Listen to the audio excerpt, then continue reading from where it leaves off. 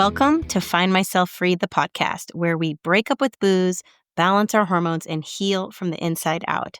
I'm Ellie Young, certified alcohol-free life coach and functional nutrition practitioner in training. And I'm here to help you break free from the drinking cycle and unlock your best health. After decades of gray area drinking, I was fascinated by my own capacity for change. Now I've made it my mission to pay this gift forward by sharing the biggest game-changing lessons from neuroscience to positive psychology to functional nutrition, all so you can take back your power, balance your hormones, use food as medicine, and feel better than ever.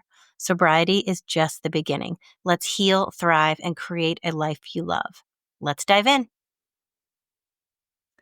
I want to tell you something that could completely shift how you approach taking a break from alcohol. It's called Stop Drinking with Cycle Syncing, and it's the first program of its kind that helps you reduce or quit drinking by working with your hormonal cycle, not against it. Most programs completely ignore this, but your cycle impacts everything: your motivation, your energy levels, your sleep, your cravings. And here's the part no one's talking about. There are actually two specific phases in your cycle when you're more vulnerable to reaching for a drink. Not because you're weak, but because your brain and body are wired differently during those times.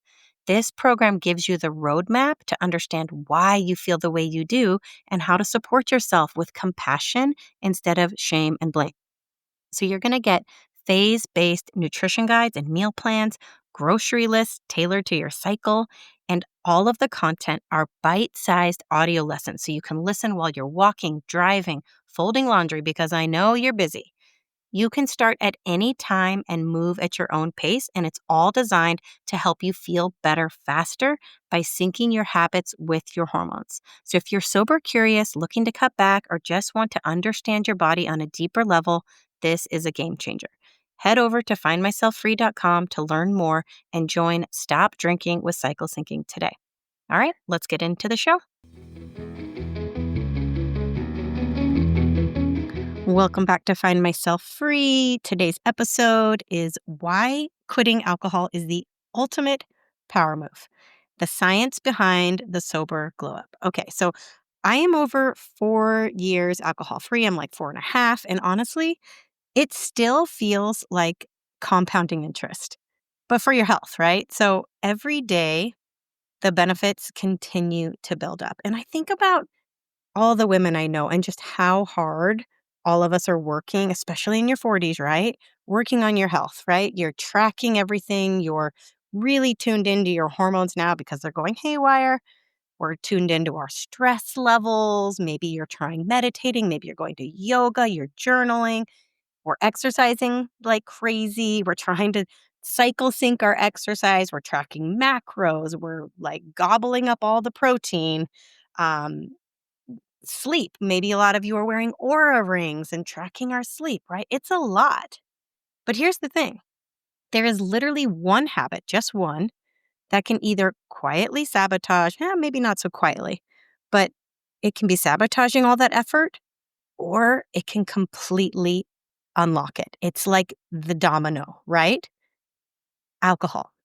Keep it in your routine, and it just chips away at your sleep, your gut, your hormones, your mood, your inflammation, your energy. But remove it and you stop the downward spiral. You clear the path. You physically and mentally stop this kind of downward trajectory. This is the habit that makes everything else easier.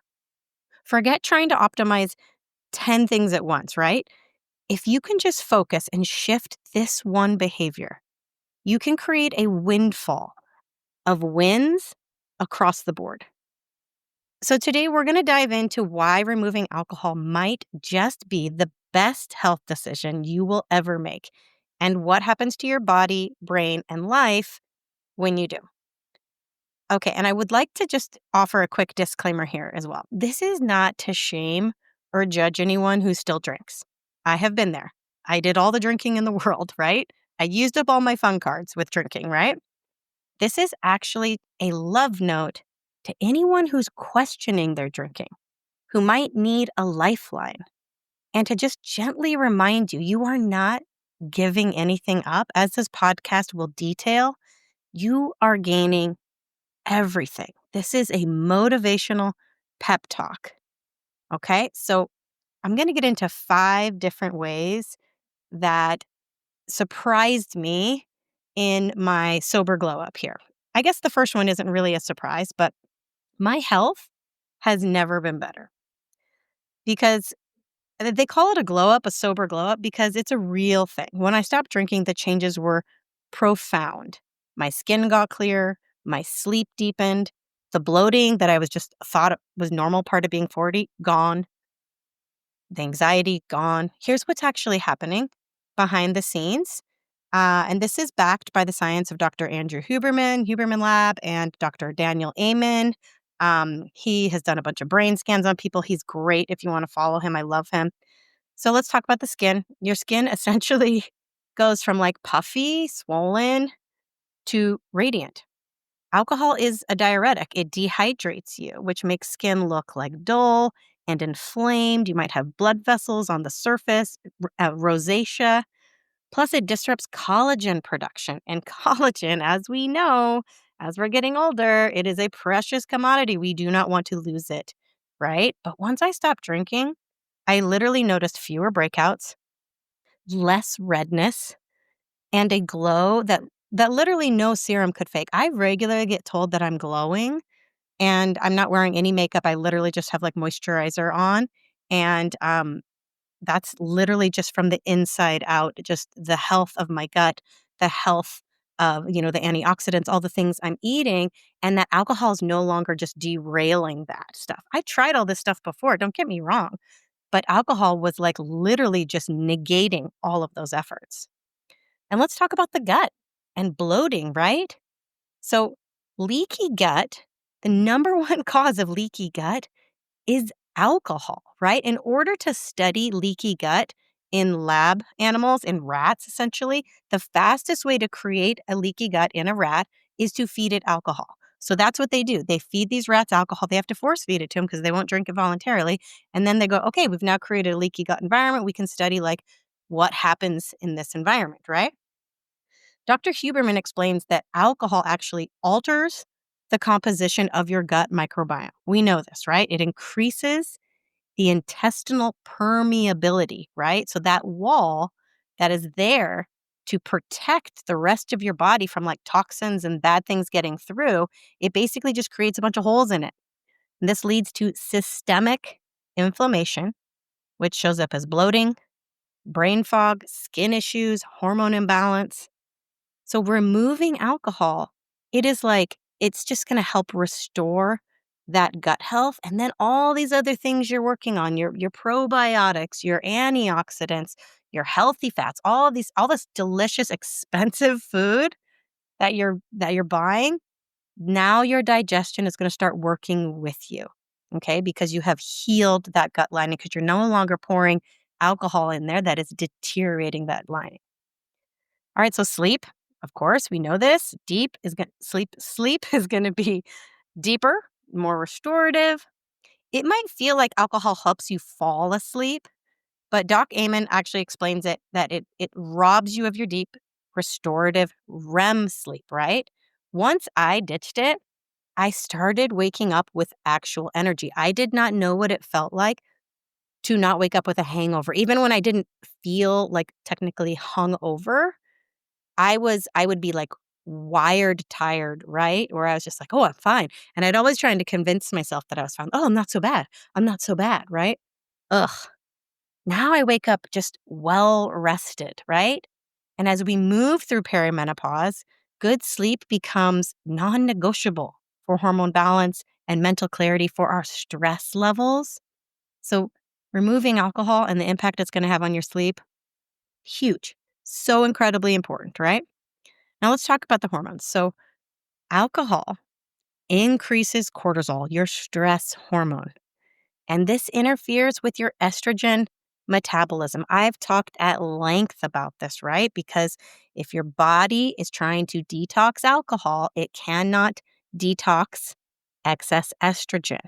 It additionally is raising your cortisol levels, mostly because you're not sleeping And your brain also responds to the depressant effect of alcohol by releasing more cortisol to try and balance out that seesaw, that roller coaster of neurochemistry. And so for many women, this means more PMS, irregular cycles, mood swings, fatigue, basically all the things that we're complaining about, right? Small amounts of alcohol, even just small amounts of alcohol, can tip this balance, contributing to estrogen dominance and sleep disruption, right? So taking booze out of the equation, it lets your body rebalance. And again, all these other efforts that you're working on, it's like all of a sudden you're gonna make progress. You're gonna see results from it because you're no longer like one step forward, two steps back with that glass of wine. And lastly, like this is a heavy hitter. We are lowering your cancer risks when you stop drinking, okay? This should shake you up a bit. Alcohol is a group 1 carcinogen. Okay, this is according to the World Health Organization. That's the same category as tobacco, cigarettes.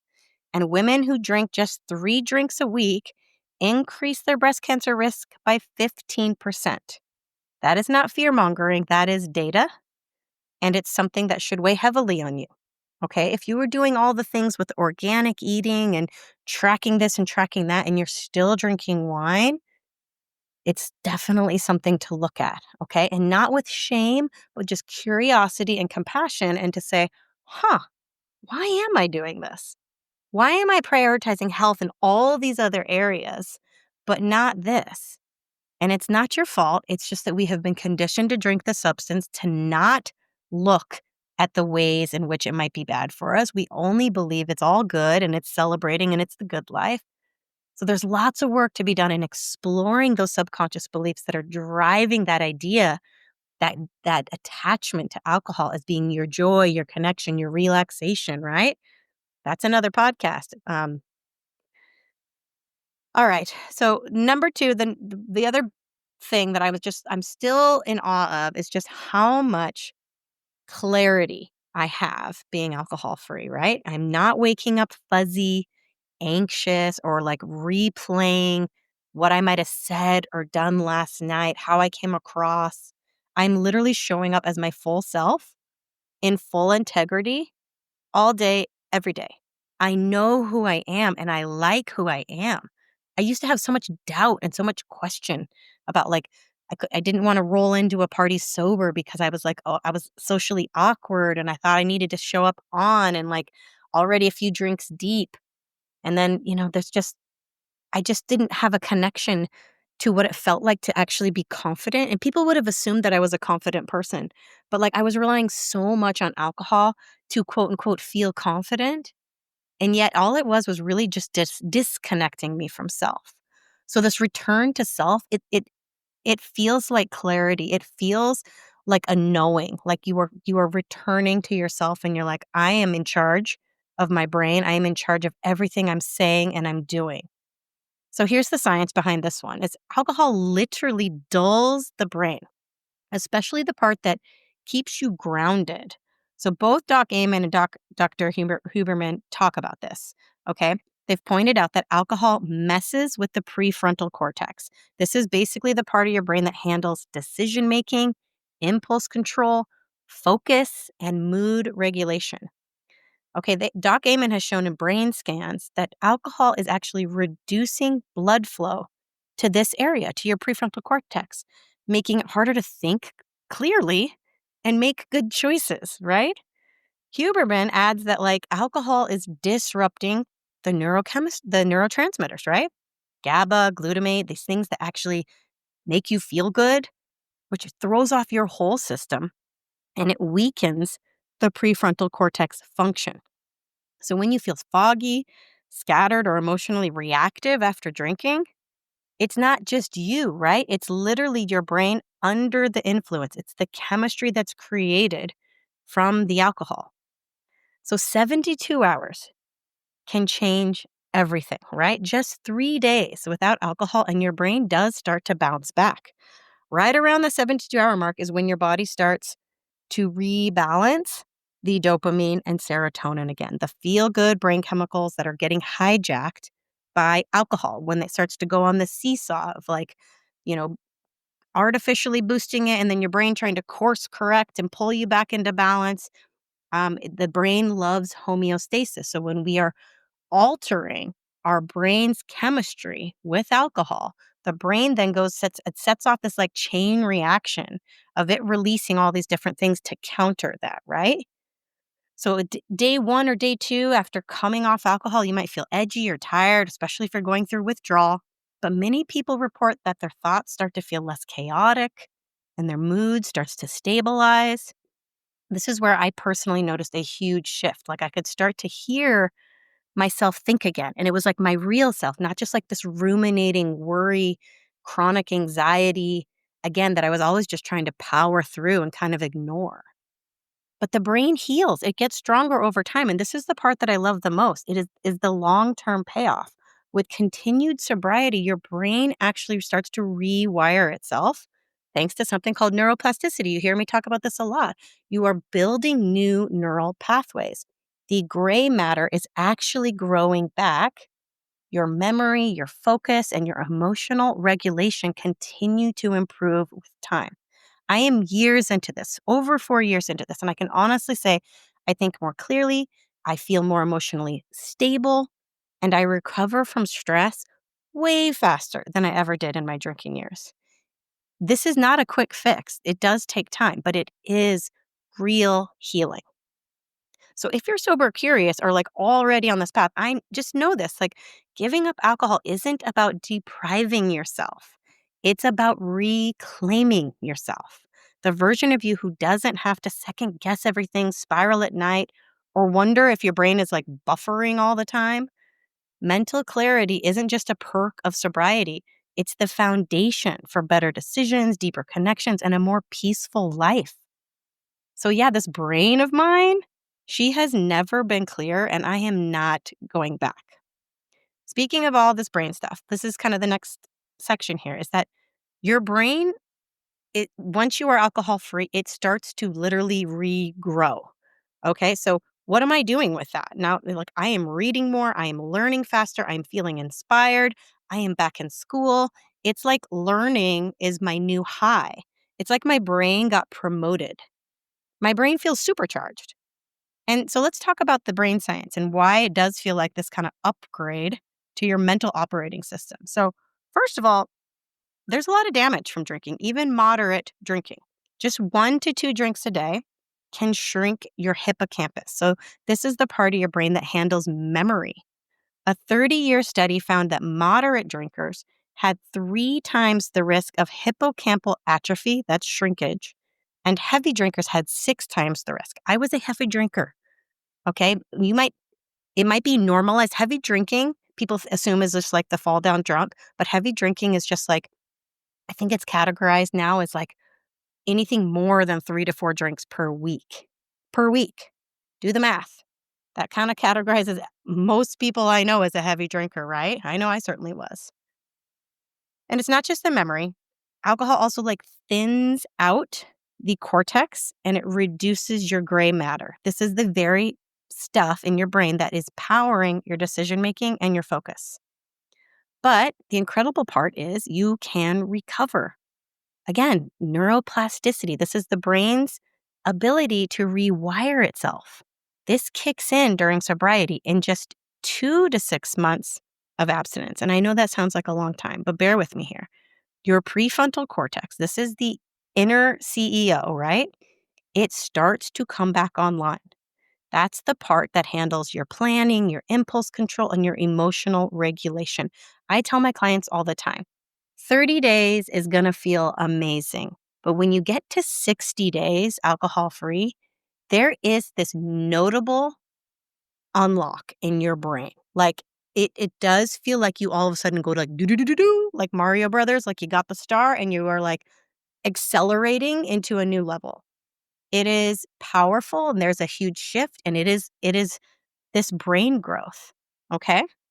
And there's proof of this. So Doc Amen in his brain scans, Google them, they're incredible. They actually show major increases in blood flow and brain activity after people quit drinking, even within just 2 months. So long-term sobriety that's when things really level up. Studies show measurable improvements in these areas damaged by alcohol, like the hippocampus, that's where your memory is, and the prefrontal cortex. So your brain can regrow. And it does take time, but like when it happens, you're going to feel like everyone else, the masses are just operating on this like lower playing field and you are like flying high above that.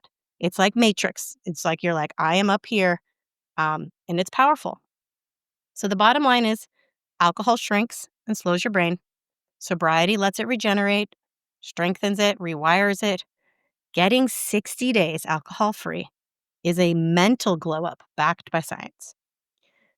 All right, the next thing that happens for me is it's a little more intangible, but it's so powerful and it's that I believe in myself. So self-trust is the root of all growth, right? I'm literally no longer outsourcing my confidence to a drink. I am showing up for myself consistently. I believe in myself. I literally think that I can do anything now. Anything that I want, anything that I put my mind to, I can go get. I know this. There's not this self-doubt, this anxiety, this depression that is like clouding all of that, right? And I pay this forward to my clients because when I see how far I came, all of that internal struggle I had and that I no longer have it, I know that other people can do it too. Because I believe in myself, because I have seen the transformation in me, I believe in it for you. I know it's possible for everybody to do this. And this really fuels my coaching. So, in the first 1 to 2 weeks of quitting alcohol, your brain starts to do some heavy lifting. This is like the recalibration phase, okay? Basically, your dopamine system, which has been riding this roller coaster of alcohol induced highs, it starts to level out. And here's the thing that leveling out can feel rough. You might feel more anxious, moody, flat, or even crave a drink more than ever, right? And that is not failure, that's chemistry, okay? It is your brain recalibrating. So, according to Huberman, alcohol is initially spiking your dopamine and serotonin. Those are those feel good brain chemicals. But over time, drinking actually lowers your baseline levels. It actually removes dopamine receptors, which is why it takes more to feel good. This is a function of tolerance and why mood and motivation can tank even when you're not drinking. Everybody notices this, right? Life just gets dimmed and dulled down. It narrows your capacity to experience joy. Doc Amen explains it like this. Alcohol overstimulates your brain's pleasure centers.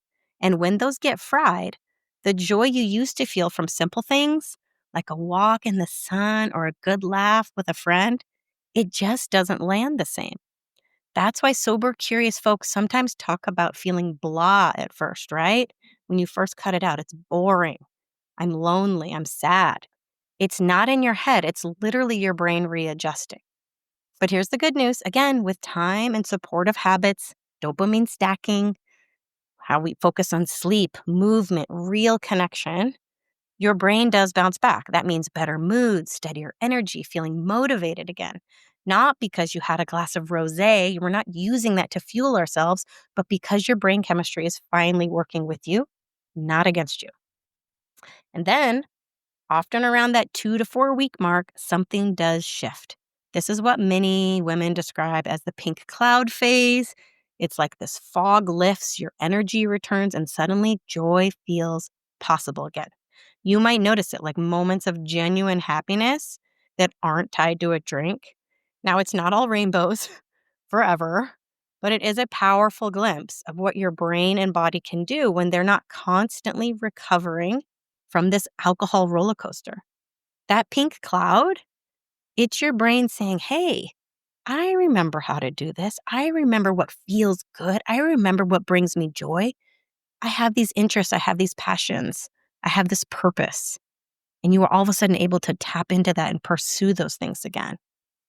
So if you're in the early weeks of ditching alcohol and wondering, why do I feel worse, not better? You are not broken. You are healing, and your brain is relearning how to feel good naturally again. All right, the last point I want to make here is again another like intangible, but it's so important because this one is even more powerful than ever for me. And it's truly that I am living with purpose and gratitude that wasn't accessible to me when I was still drinking. And so one of the most unexpected gifts that I try to explain to people is that I feel awe every day now. I don't mean fireworks and like Grand Canyon awe, but sure, that too sometimes. I mean those small everyday moments that used to just pass me by. The way my kid's face lights up when they laugh and I'm snuggling them at night and I can just feel like the soft skin of their cheek on my nose. The golden light through the trees every morning on my walk. I'm constantly in awe of the sunlight in the morning. Even just that quiet stillness before anyone is awake. Dacher Keltner, one of my favorite authors, he's a psychologist at UC Berkeley. He writes about this beautifully in his book, Awe. He defines awe as the feeling of being in the presence of something vast that transcends your current understanding of the world. And here's the kicker. He says awe isn't just about big spiritual moments. It's in nature, in music, in acts of kindness, in stories. And the more we notice it, the more connected and fulfilled we feel. But here's the thing, you can't feel awe when you're numbed out. And for a long time, that's exactly what alcohol was doing to me. It was dampening the sharp edges, I thought, flattening out my anxiety, my stress. But it was also flattening the beauty, the meaning, my presence. Once I removed that buffer, it was like seeing life in high definition again. Sometimes overwhelmingly so, right? You feel like a raw nerve in the beginning, but it's also incredibly real. So now instead of chasing a buzz, I'm literally chasing moments that mean something to me. This time of year is my favorite because the sun is up early and I turn the corner coming out of my house and I get to see the sunrise every day. And it makes me feel so alive. It is not about being perfect or constantly blissed out. It's about feeling alive on the hard days, the quiet days, and even those magical days, right? I am maximizing my time here. Every moment feels richer, even the messy, awkward ones. So, speaking of awkward, I used to hate social events without a drink. I'd feel like the weird one, the killjoy. But something has shifted. What used to make me feel like an outsider, not drinking, it is literally now my superpower. I show up as me. I am proud. I am clear. I am grounded. I am present. And yeah, maybe I skip out early and maybe I bring my own drinks and maybe I'm a little bit nerdy and I like to geek out on the science and share with people occasionally without making anybody feel awkward, without stepping on toes. But I leave with my dignity intact and my morning energy preserved so I can go chase that awe. Dr. Keltner's research also shows that awe creates a sense of small self. So this is not in a bad way, but it's in a way that reminds you you are part of something bigger. That shift helps quiet the ego, it reduces stress, and increases generosity. And honestly, that is the exact opposite of what alcohol did for me. So yeah, quitting drinking didn't just give me back my mornings. It gave me back awe, a deep connection, deep purpose, gratitude, and this quiet knowing that I am living my life with eyes wide open. Now, again, I want to be really clear that I am not judging anyone who still drinks or who hasn't made it to this other side because I used to be there. This is for the woman who is questioning it, who feels like alcohol is quietly costing her more than it's giving. This is for the woman who's ready to remember how powerful she really is. Okay? And if what I've shared today resonates with you, if you've tried to cut back, if you've tried to take a break, but it hasn't stuck, I want to invite you into something that is totally different. It's a first of its kind program that uses your hormonal blueprint to actually help you take the break from alcohol in a way that actually works for your body. Okay? Because we understand that cravings are going to come up. They are going to affect our sleep. They are going to affect our mental energy. These are all impacted by our hormones. Okay? And we can understand why these things happen at certain times of the month. We can use nutrition to support ourselves. We can use different nervous system support tools, detox strategies to support our gut health. And of course, my favorite, weekly pep talks to keep you rooted in the neuroscience that is going to change the way you subconsciously think and feel about this. We are not fueling ourselves with shame. We are looking at our month as a whole, our cycle as a whole, and we are developing a rooted root cause approach to your alcohol-free journey. You do not need more willpower. You need the right map. You need something that's going to work on your subconscious programming through the lens of what your hormones are doing to you and how that is going to affect the way you think, your energy, your motivation every day. I have countless clients who go through this and they say, one week I'm super motivated. The next week, the shit hits the fan and I've lost all my stick-to-itiveness. Why is that? Why do I always cave at this time of month? Well, it makes sense. We know what's happening to you more hormonally. We know how to support you now. And again, you don't feel the shame because it's not you, it's your hormones, it's your biology. And we can strategically work to support you differently. Alcohol is not meeting your needs. We can develop strategies that will meet your needs. So, this transformation changed my life. I am not just alcohol free. I am literally thriving. I've kind of gotten sick of that word. I have used that word for 4 years but I just can't come up with a better word. Thrive is great. It's overused in a lot of the marketing around today, but like I don't know how else to describe it because to me it's like I'm optimizing, I am maximizing. I am just like chasing constantly this awe and this part of life where I'm just like, wow, it still feels so good. It doesn't mean my life is easy and that I don't have bad days and I don't have like migraines still and that I don't have hormonally like sore boobs sometimes and like my kids are shit shows and my marriage might be, uncomfortable at moments and things like that. But I'm no longer using alcohol to try and fix any of that because I know better. And my brain now has learned new routines, new self-care things to take care of myself. I'm no longer swayed by the masses and these cultural messages that do us such a disservice. So I am with you. And just remember, you were never broken. Your brain is literally just waiting for a new path. Let's build it together. I am with you. You got this.